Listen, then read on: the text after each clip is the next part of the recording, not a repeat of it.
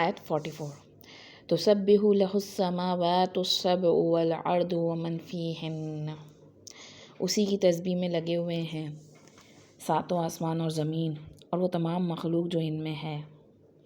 تسبیح کا لفظ ہے نا سبحہ، اس کے معنی ہوتے ہیں تیزی سے گردش کرنا یا تیرنا، جیسے پرندے کا اڑنا ہوتا ہے یا مچھلی کا تیرنا ہوتا ہے نا اسپیڈ میں، تو زمین کے مقابلے میں ہوا اور پانی میں تیزی سے گردش ہوتی ہے گی، یعنی کہ جلدی سے اطاعت کرنا یا تیزی سے حکم ماننا۔ تو جو کچھ بھی زمین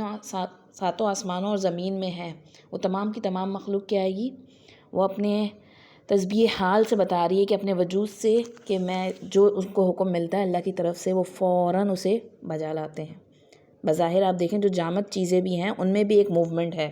سیل میں موومنٹ ہے، ایٹم میں الیکٹران کی موومنٹ ہے، یہ سب کس کے اللہ کے حکم سے ہے، وہ سب اللہ کی اطاعت کر رہے ہیں اپنے رب کی۔ اور پھر آگے یہاں فرمایا جا رہا ہے کہ وَإِن مِّن شَيْءٍ إِلَّا يُسَبِّحُ بِحَمْدِهِ، اور کوئی چیز نہیں مگر یہ کہ وہ تسبیح کرتی ہے اس کی حمد کے ساتھ۔ یہاں پہ خاص طور پہ تسبیح قول مراد ہے، یعنی کہ وہ اپنی زبان سے بھی تسبیح کر رہی ہے، ذکر کر رہی ہے، اللہ کو یاد کر رہی ہے۔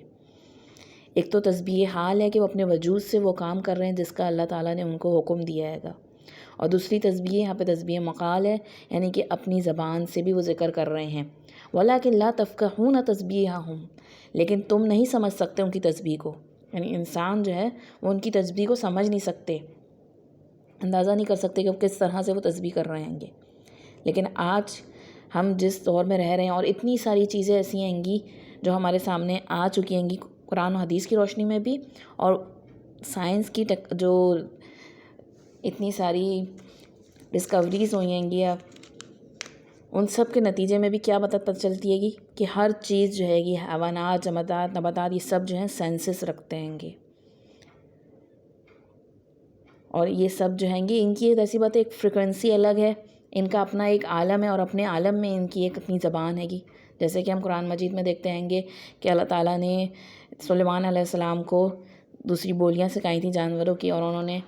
چونٹی کی بات سن کے اور اس کی بات سمجھ لی تھی۔ اس طریقے سے قرآن مجید میں آتا ہے کہ داؤد علیہ السلام کے بارے میں کہ ان کے ساتھ پہاڑ اور پرندے بھی جو تھے وہ بھی ساتھ مل کے تسبیح کرتے تھے، کیونکہ زبور جو ہے وہ کتاب وہ احکامات شریعت اور اس کے علاوہ حمد کے ترانوں سے مشتمل ہے، اور اس میں تقریباً 150 چیپٹرز آتے ہیں حمد کے، جس میں اللہ تعالیٰ کی حمد کے ترانے تھے۔ تو جب وہ ایک خاص ظاہر سی بات ہے اللہ تعالیٰ نے ان کو ایک